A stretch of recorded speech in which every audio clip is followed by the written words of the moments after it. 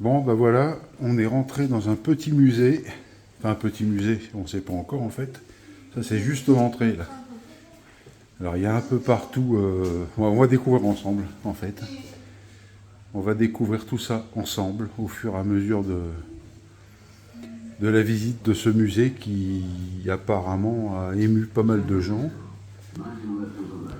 Voilà. Et pour ceux qui ont déjà vu ce film, eh bien, apparemment, il y a la voiture du fameux film qui se trouve dans cette salle. Voilà. Et original.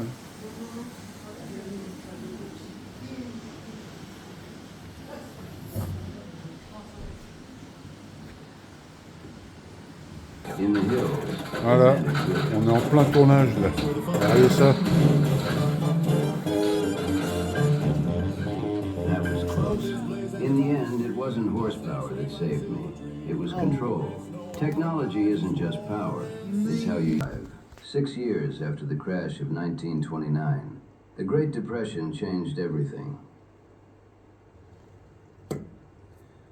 Banks collapsed, jobs disappeared. People lost more than money. They lost certainty. Alcohol was illegal.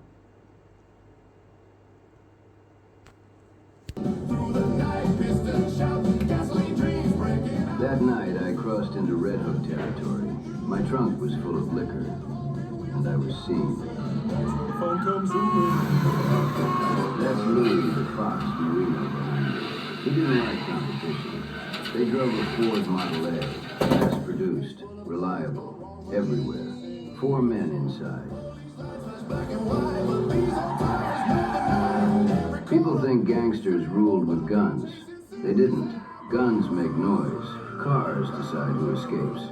We had almost the same top speed, but on these hills, horsepower isn't enough. Uphill, torque matters. Fun fact, the next machine Willys built that really mattered came in '41. The Willys MB. The Army called it a Jeep. Same Go Devil heart, tougher body, built for war. That little workhorse? It became the blueprint for the Jeep you still see on the road today. Let's just say, I knew a few men in uniforms back then. Turns out, survival and business aren't that different. Funny how history works. Take care of the machine, and it'll take care of you. See you on the road. One more thing. Take a look at the other cars around you. Each one carries a story. Enjoy the Autoseum and drive smart.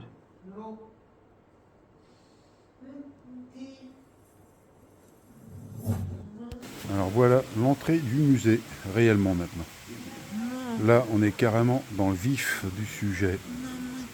Voilà, voilà. Et on va continuer à avancer petit à petit pour voir ce qui est compose ce joli musée. De ce que je vais présenter maintenant, regardez donc. Bon, je pense que c'est pas le seul endroit où il y a ça, mais voilà.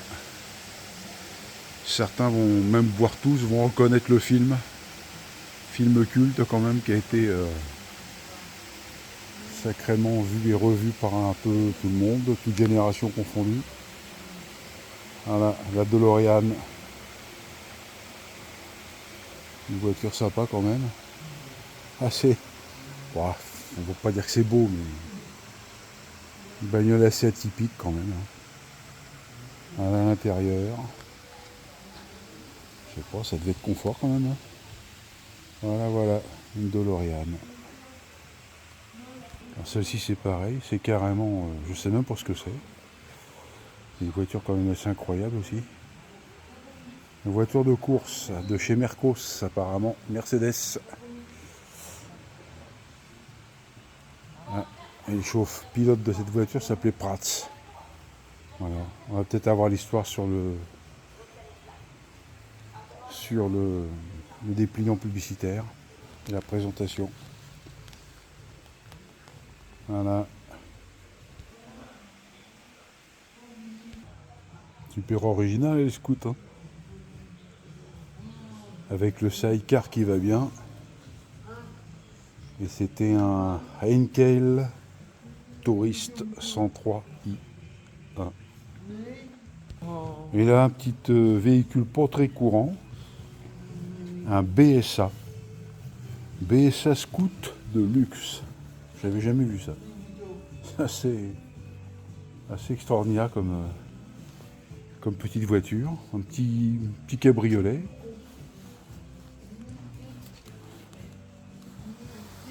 Sympa. Pour les passionnés de voitures anciennes, je pense qu'on se comprend tous là. Ça, ce sont des voitures quand même qui sont... Voilà. Pour ma part, en tout cas, j'aurais bien d'avoir ça dans mon garage. On va commencer ici. Lancia Appia Berlina. Bon, le musée n'est pas immense en intérieur. Par contre, franchement, il y a des trucs... Il y a des voitures assez incroyables.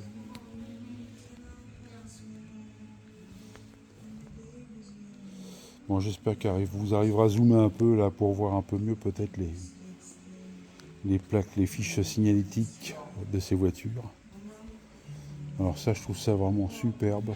Enfin, pour ma part en tout cas. Une Aero 30. Voilà. Certains connaissent peut-être. Moi, je ne connaissais pas. Là, on arrive sur une voiture que déjà un peu moins collectionnée peut-être, notamment par les gens de chez nous. Auto Union. Voilà. Bon, c'est pas extraordinairement beau non plus, hein, mais c'est original, on va dire. Là, on arrive sur une Borgard Isabella. Ça, je sais que c'est déjà un petit peu plus connu comme modèle.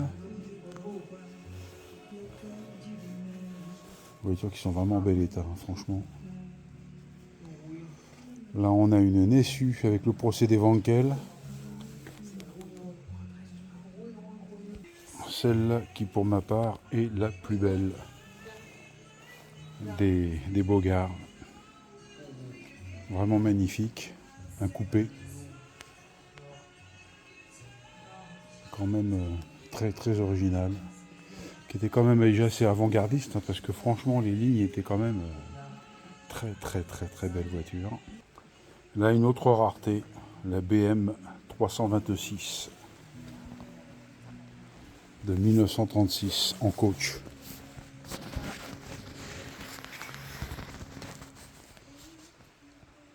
Voilà. Toutes les voitures sont super bêta, vraiment.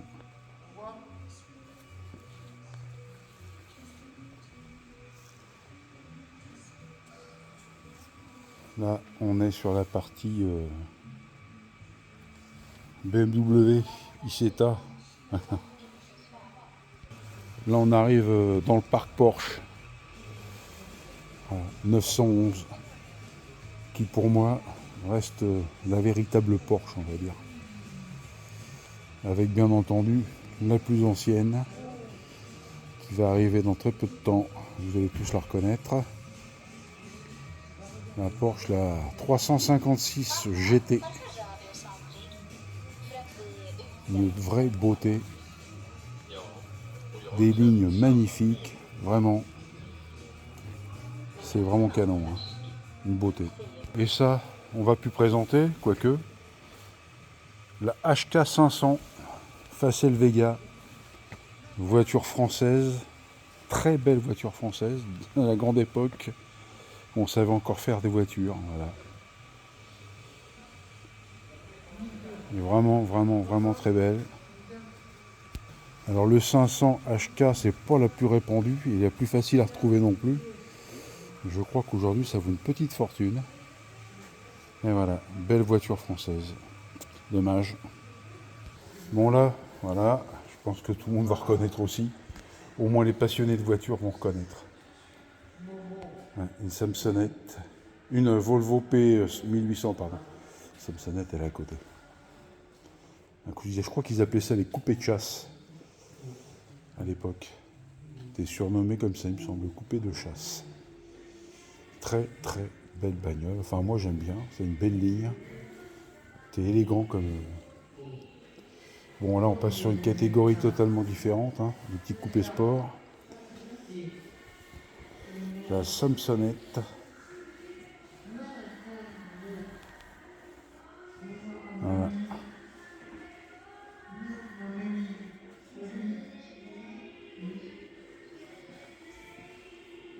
Là, on rentre dans la partie sport du musée.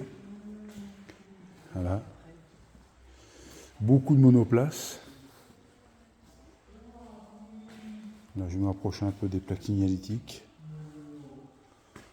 Voilà, pour ceux qui connaissent, tant mieux. Moi, je ne connaissais pas. Ilgas. Là, on arrive sur une BSA. Une biplace décalée, je crois. Non, biplace tout simplement.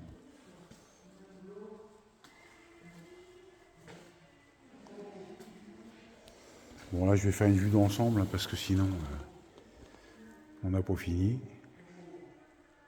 Ah, toute la partie collection sport, enfin, du moins, cette partie-là. Je crois qu'il y en a encore à côté aussi. On va finir par celle-là. Regardez par qui elle a été pilotée. On ne présentera pas le monsieur, je pense.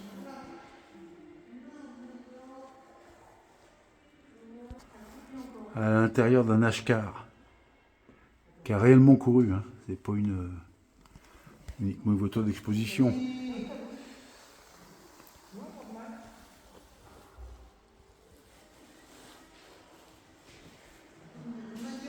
Ça devait être impressionnant quand on était là-dedans, lancé à plus de 200 heures sur un circuit.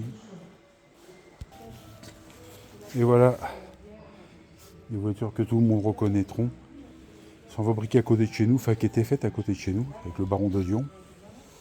Voilà. Et qui sortent. Alors ce sont des véhicules, des voitures qui ont participé régulièrement à Brighton, Londres, le fameux rallye historique. Aujourd'hui encore, elles roulent, elles sortent une 50aine de fois. C'est assez incroyable. Et ça roule toujours.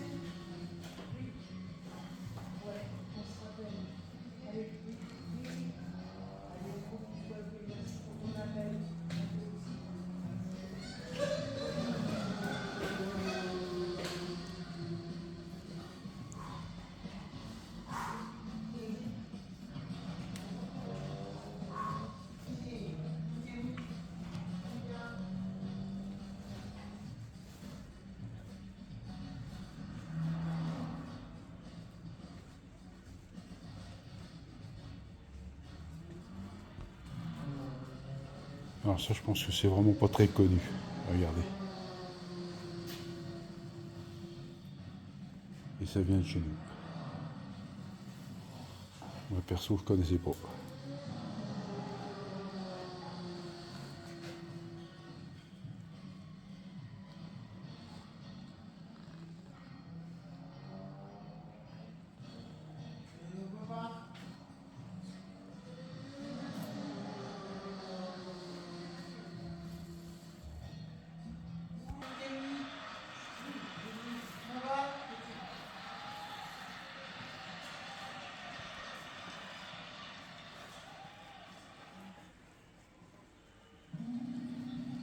Bon là, je pense qu'il y en a beaucoup qu'on va reconnu avec les formes arrondies là. René Pilin.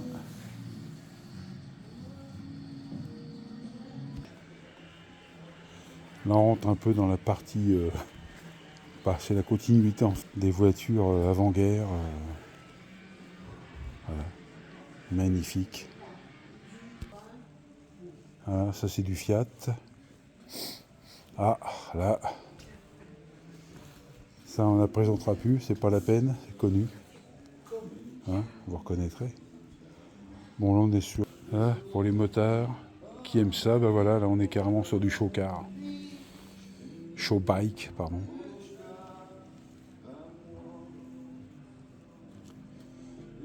Et ici, il y a énormément d'Harley dans tous les pays nordiques, on en trouve beaucoup plus que du japonais. Je ne connais pas la raison. Peut-être.